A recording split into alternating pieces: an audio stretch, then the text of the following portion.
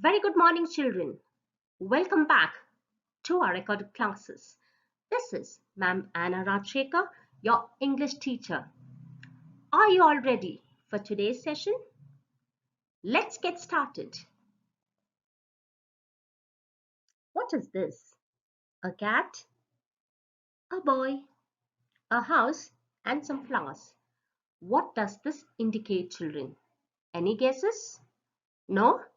That's okay. Don't worry. In the next slide, you will see what it is. Before we start today's session, let me tell you what I will be covering in today's class. Let's see what I will be covering in today's class. In today's class, we will learn what is a noun and the different kinds of nouns. We will learn all the definitions with lots of examples, and I will let you know what to do for your homework and what has to be written in your classwork.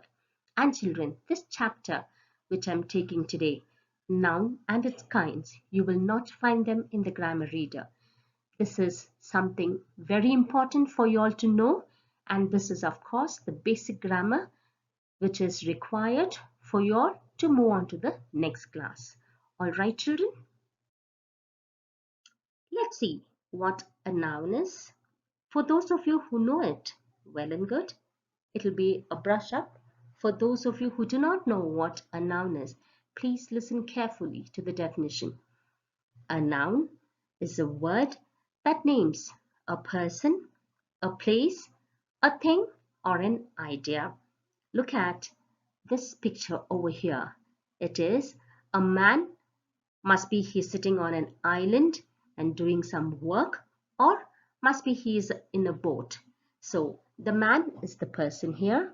The place is the place that he is in. It looks like an island for me. Or you can just imagine some other place as well. Thing is the umbrella, and idea, the idea of him sitting in an island, or the idea, it could be even boating, or an idea of just watching his laptop also could be an idea. All right, let's look at some more examples. The girl and the boy read together. So here, people, if you're looking at people, it is the girl and the boy. We drove from school to the library. Places. So here, school and library represent places. And let's look at the last one. I forgot my backpack and my coat. Now things. For things, it is the backpack and the coat. Hope this definition is very clear and the examples as well. Let's look at the different kinds of nouns. Children, there are several different types of nouns, but we learn only a few major ones. They are proper noun, common noun, material noun, abstract noun, collective noun, countable noun, and uncountable noun. Now, let's look at each of the definition with lots of examples. Are you all ready? Let's go. Let's start with proper noun. What is a proper noun? A proper noun is a special name of a particular person, place, organization, or thing. I repeat, a proper noun is a special name of a particular person, place, organization, or thing. And most important, please remember that proper noun begins with a capital letter. Once again, please remember that proper noun begins with a capital letter. Let's look at the example over here. For person, it could be any of your names too. For example, Ravi, Sheila, Akbar. For place, it can be Delhi, London, Agra, etc. For thing, it can be television, table, book, etc. Alright, look at the example on the right. Peter went to the store on Friday. So what is the proper noun here? Peter, because it is the name of a person, and Friday because it is the name of a week. Let's look at the second example. The family ate lunch in New York. Where did they eat? in New York. So New York is the name of a place. Emily played tag with her sister. So Emily is the name of a person, so it's a proper noun.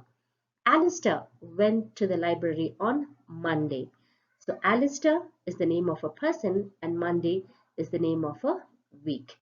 And the last one, my grandma lives in Florida. So Florida is the name of a place. Now, exercise for you children. Look at the last one. Kamala is a fine dancer. So you will have to find the proper noun in this sentence. All what you have to do is either write it down in a rough book along with the sentence. You will have to write Kamala is a fine dancer. Below that you will write proper noun, put a dash, and I don't know what the proper noun is. So you will write in, send it to me, or you can even message me. Alright, so hope you all are clear with what proper noun is. So let's look at the second one, common noun. A common noun names any person, place, thing, or idea. Common nouns are not capitalized unless they come at the beginning of a sentence. For example, teacher, baseball, city. It can be anything, children. Your book, desk, TV, ball, etc. Let's look at some examples. We arrived early to the movie. So what is the common noun here? Here the common noun is movie. There are different types of people. So in this sentence, the common noun is people. The boy was trying to steal his game.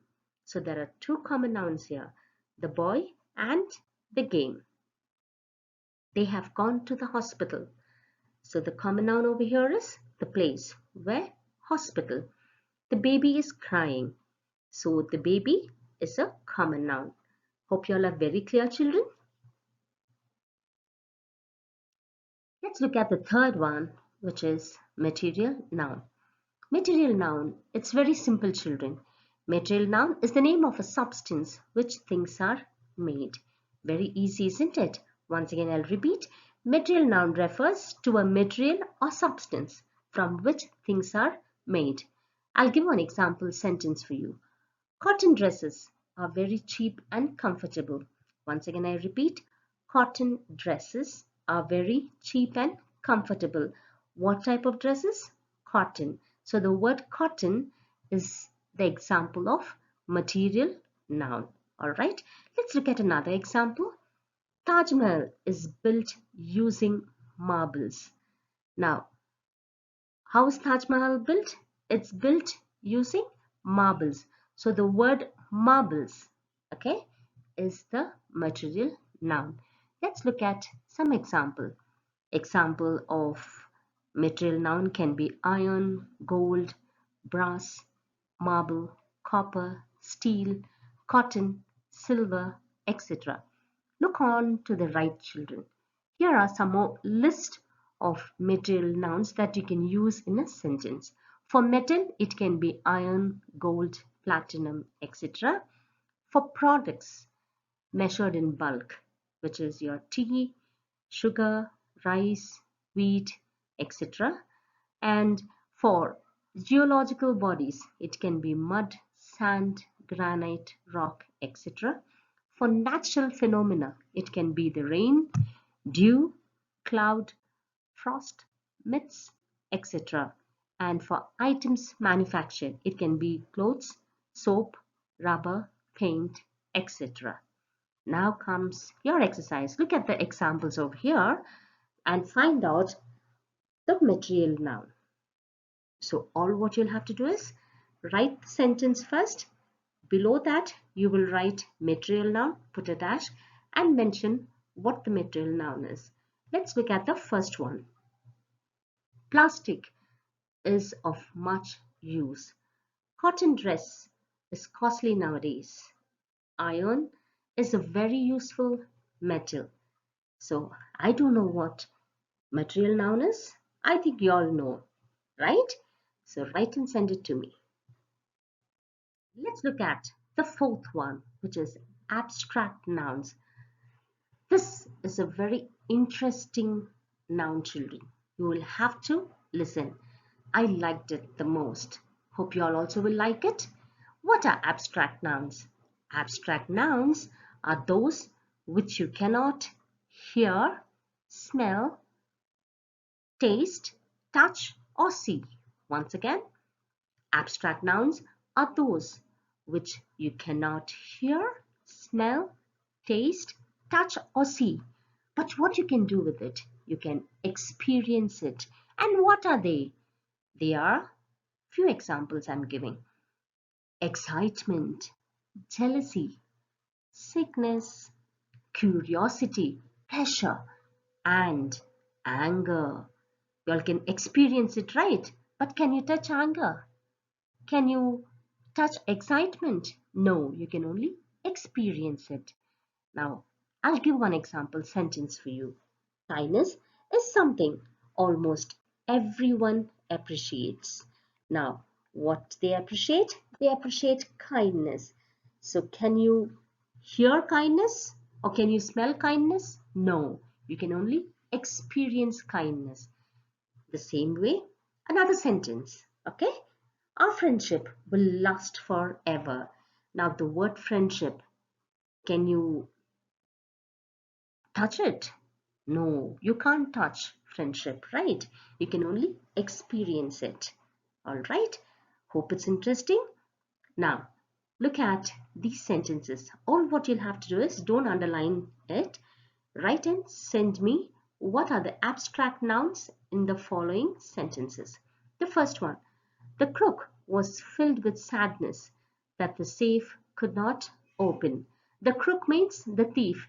The thief was very sad because he could not open the locker. Second one, Jim angrily arrested Billy, who was in a pain from the headlock. The doctor was filled with hate as he watched the world get covered in mustard. The aliens stunned the humans without any mercy. Hope you all liked it. Let's look at the fifth one, which is collective noun. What are collective nouns? A noun that refers to a group of persons, animals, and things is called a collective noun. So anything that you find in group, children, is called collective noun. Now, for example, if you find a group of people, you can't tell a group of people, you will have to use the word a crowd of people. What you'll have to use? A crowd of people. In the same way, if you see a group of sheep, what you'll have to do is you'll have to tell it is a flock of sheep. And if you find some flowers, a set of flowers or a group of flowers, it's called a bunch of flowers. Let's see some more of these examples. Now, if there are few kings assembling, okay, you can't say a group of kings. You'll have to say a dynasty of kings, a tribe of natives, a draft of lecturers, a pack of thieves, a flock of tourists, a team of workers, a choir of singers, a giggle of girls, a class of students, a circle of friends, a colony of penguins, a pride of lions, a catch of fish, a flock of sheep, and a zoo of wild animals. These are a few lists of collective nouns. Okay, I will send you some more of these so that it will be easy for you all to understand. Now comes the seventh and the eighth noun, which are countable and uncountable nouns. Now, countable and uncountable nouns, children, it's very simple, easy, and self-explanatory. What are countable nouns? Anything that can be counted, whether singular or plural, is called a countable noun. Once again, anything that can be counted, whether singular means one, or plural, even more than one, it can still be counted. They are called countable nouns. For example, there is a book on the table, which means there is only one book. Correct? Now, let's look at the second one. Those houses are very big. aren't they? Now those houses means it's referring to more than one house, but still you can count. So that's why it's called countable nouns. Now let's look at uncountable nouns. Uncountable nouns are nouns that cannot be counted. Now something which you cannot count at all, even if it is singular, plural, still it cannot be counted. Okay, for example, sugar, can you count? Information, some information that we are giving. Can you count that information? No. Water, can you count water? Understanding, can you count? No. So they are uncountable nouns. For example, there is some water in that picture. Picture means it is a mug. You can either call it a mug or a jar. Okay. Now, can you count that water which is in the jar? No, right?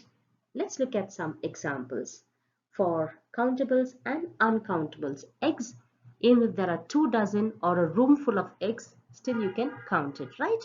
Even bananas, olive, fries, burger, hot dog, apple, carrot, tomatoes, watermelon, all these are countable. Now, milk, can you count the milk? No, right? Flour, salt, sugar, jam, meat, rice, honey, tea, cheese. Can you count? No. So these are examples of uncountable nouns. Hope this is very clear, children. No question time. You think so? I already finished asking you all questions, correct? So I'm waiting for your answers, children. So let's quickly do a recap of what we learned today. We learned what is a noun, yes, and we also learned the different kinds of nouns. There are several kinds of noun, children, but we learn only a few major ones. What are they? They are proper noun, common noun, material noun, abstract noun, collective noun, countable and uncountable nouns. Hope you all have understood what I have taught and hope it was interesting as well. Okay? Any doubts, children, please go through the video again and again. And if you still didn't understand, please feel free to call me. I'll be more than happy to explain to y'all if y'all didn't understand. All right? Now comes your homework, children. Now for your homework, you will take a new page and the heading will be as follows. Please pay attention, children. Don't send messages asking how to write this, ma'am, where to write it. This exercise has to be done in your homework book. Take a new page. The heading will be identify and write the proper noun and common noun in the following sentences.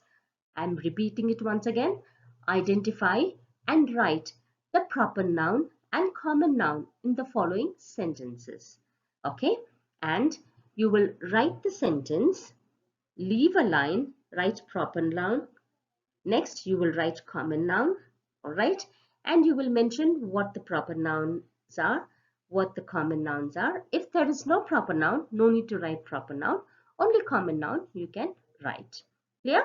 Now I'll read the sentence for you. The air is quite clear today. The dog is barking. She played with her brother. The sun rises in the east. How many lollies do you have? Luna wants to buy some candies. Ben loves strawberry cakes. Okay? So don't draw a line after every sentence. Once you finish all the 7, draw a neat line, children. And just to remind you, please see that you all maintain your diary as well. Whatever homework I am giving, you will write it down in your diary and see that all your diaries are up to date. Okay? And coming to your classwork, I'm sending definitions via WhatsApp. You will have to take a new page and write the definitions the way I have written in your grammar classwork, children. Once again, I'm repeating, in your grammar classwork, you will have to write the definitions And I will also be sending few collective nouns which has to be written in the homework book. After doing this exercise, take a new page, write collective nouns, and one after the other you will write those collective nouns. Very clear, children?